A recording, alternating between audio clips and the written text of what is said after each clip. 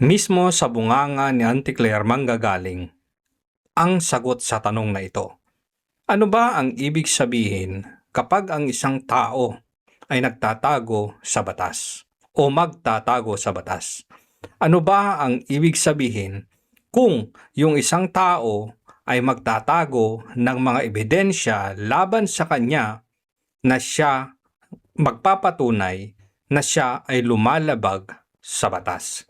Mismong galing ito kay Auntie Claire dahil nagtago po siya ng mga ebidensya para po panagutin siya sa paglabag sa batas ng conflict of interest at merong ebidensya, maliwanag pa sa sikat ng araw.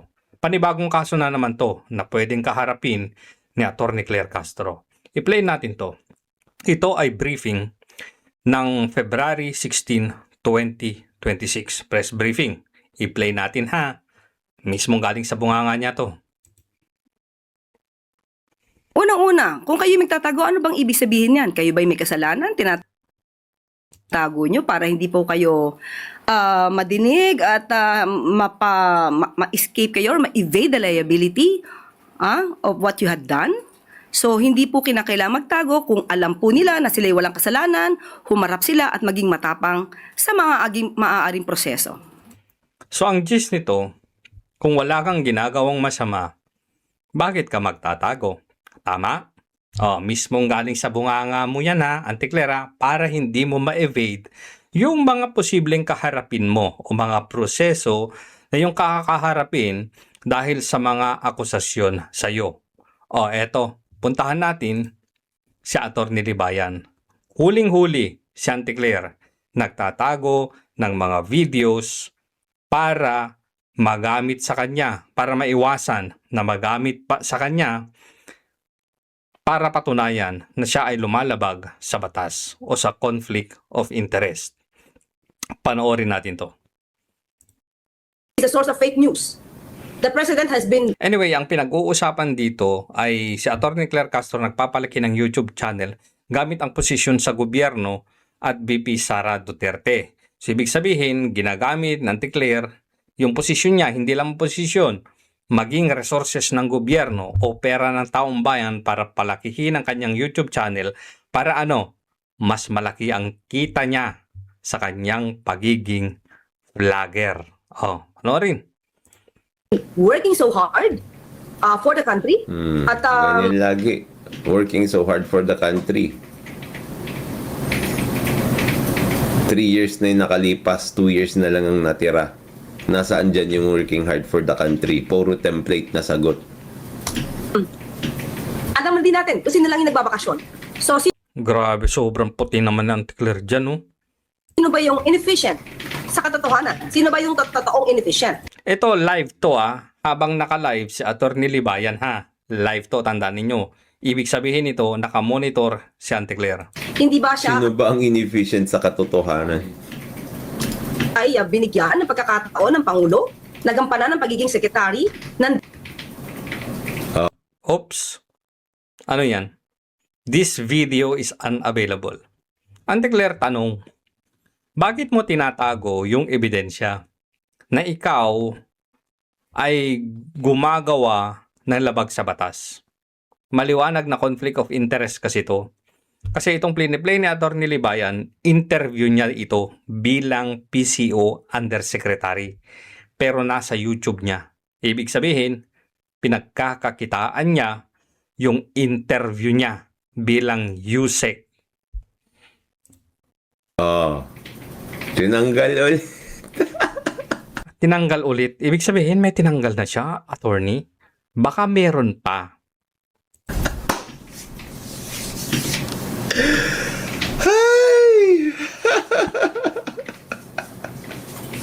Guilty? Ba't mo tinatago? Attorney Claire Castro, kung tatanggalin, dapat tanggalin mo kasi lahat. Correct. Alam nyo, ang gusto ko mangyari, ito yung pinapangarap ko kay Atty. Claire. Yung gusto ko mangyari. Masama akong tao. Pero, gusto ko, kapag nakasuhan siya ng conflict of interest at na hatulan siya na guilty, ang gusto kong maging isang prayer doon ay yung simula nung siya ay maging undersecretary up to the present ay yung lahat ng kinita niya sa YouTube niya ay ibabalik yun sa taong bayan. Kukunin lahat ng kinita ng kanyang YouTube channel mula na nag-umpisa siya, February 24, I think, or 25, 2025, lahat ng kinita niya, ibalik sa taong bayan. Bakit? Kasi conflict of interest to. Sumasahod ka na sa taong bayan, nilalagay mo pa sa channel mo, at kumikita ka pa ulit. Bawal yun. Pinagbabawal yun sa batas. Lalong-lalo na kasi merong financial interest at walang pinagkaiba yung ginagawa mo na trabaho mo dito sa personal YouTube account mo. Kumikita ka dito Tapos ginagamit mo yung resources ng taong bayan. Pera ng taong bayan Pinapasahod ka na bilang USEC. Tapos, kumikita ka pa ulit dito. Double whammy. Sa totoo lang, mas malaki ang kinikita ni Auntie Claire sa pag-YouTube. Imagine nyo to. Give up niya yung pagpapractice bilang abogado para maging USEC. Pero hindi niya kayang i-give up yung YouTube niya kasi malaki ang kinikita niya. Yan lang ba ang tinago niya sa live stream na to? Tingnan natin.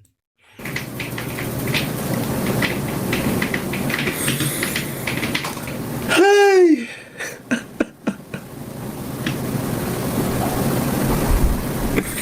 Maganda yan I-feature natin lahat ng niya, ng extra income niya. At by the way, hindi lang yan Tumatanggap pa siya ng mga palipad, ng mga pakulay, ng mga super chats. Regalo yun. Gift. Any monetary or there is a monetary value, bawal tumanggap ang isang public official. Pero sa kakapalan ng kanyang mukha, dahil sa pagiging gahaman sa pera, tumatanggap siya ng mga regalo mula sa taong bayan, which is isa pang kaso. Pinagbabawal yan sa batas. Hanap tayo ng iba para tanggalin niya ulit. Sige, mag-picture ulit ako, tanggalin mo Ito kaya, gusto niyo ito. USEC na naman siya dito. Parang random na yung ginagawa dito ni ni Atty. Libayan. Natin. Ang tagapagsalita po ng Malacanang, si Nasa vlog niya rin yan Nasa vlog niya, tagapagsalita ng Malacanang. Pa-disclaimer ka pa. Nakita niyo yung disclaimer niya, di ba? Yes. Nakita niyo yung disclaimer niya. Yung disclaimer niya, sabi niya, yung mga nandito sa channel niya ay hindi yung pagiging trabaho niya bilang USEC. Yun yung pagiging trabaho niya bilang vlogger. Nasa channel niya to. Nasa channel niya to. Sino ulit? Kasi wala na kwenta yung disclaimer. Wala nang diferensya yung vlog mo at saka yung pagiging USEC mo kung pare-pareho lang ang linalagay mo. Correct. Mamaya i-feature natin at ipapakita natin yung kanyang disclaimer. Ipakita ko muna sa inyo mga kabatas natin na dito sa channel niya mismo, makikita niyo dyan at Atty. Claire Castro, may check yan. 600. Pag ito na-hide ulit o na-private o natanggal ulit, guilty ka, Auntie Claire. 100K subscribers. Okay. Sabi Anak ng tinaba. Nakamonitor si Auntie Claire kay Atty. Libayan. Yan lang ang ibig sabihin niyan Kasi una na ipe-play pa niya. Tapos nung pag-play ulit, wala na. Di ba sabi mo, Auntie Claire? Kung wala ka namang ginagawang masama, hindi ka dapat magtatago. Anong ibig sabihin nito? Nagtatago ka Nagtatago ka ng mga videos mo na mga ebidensya para magamit sa'yo. Mapatunayan yung ginagawa mong paglabag sa batas. Conflict of interest. Maliwanag pa sa sikat ng araw yan. Maliwanag pa sa sikat ng araw. Gusto nyong ituloy panoorin kay Atty. Libayan to, panoorin nyo. Pero dumalaw dito yung number 1 na moderator ni Auntie Claire. Alam nyo ba kung ano ang rason? Kung bakit hindi daw papasok sa conflict of interest ito? At sabi, ng tatanga-tanga naka-clear, sayang ka. Ang sabi niya, pinayagan daw naman ng opisina. So, ang ibig mo sabihin, ito, lasenggo ka kasi, puro ka kasi alak ang nasa utak mo eh. I think, nakamonitor sa Anticler dito at nagme-message sila. Yun yung ano ko ha. Kasi biglang pumasok eh. Tapos, nagpapaliwanag na. Ang sabi niya, pinayagan daw ng opisina niya. So, ibig mo sabihin, kapag pinayagan ka ng opisina mo, kahit gumagawa ka ng labag sa batas, okay lang yun? So, paano naman kaya yung mga EJK na yan? So, okay lang pala yun. Kasi pinayagan naman ng opisina ni Digong. Pinayagan naman ng PNP. Granted na totoo yung mga EJK na yan. So, okay lang pala yun. Okay lang pala yung confidential funds na kine-question ninyo. Okay lang pala yun. Bakit, Gossip? Kasi pinayagan yun ng Kongreso. Binigay yun eh. Ni-request ni VP Sara. Tapos, binigay naman. Okay lang yung 125 million confidential funds. Bakit? Kasi pinayagan naman yun. Binigay yun ng opisina ng Pangulo ng Pilipinas. So, okay lang pala yun kapag pinayagan ka.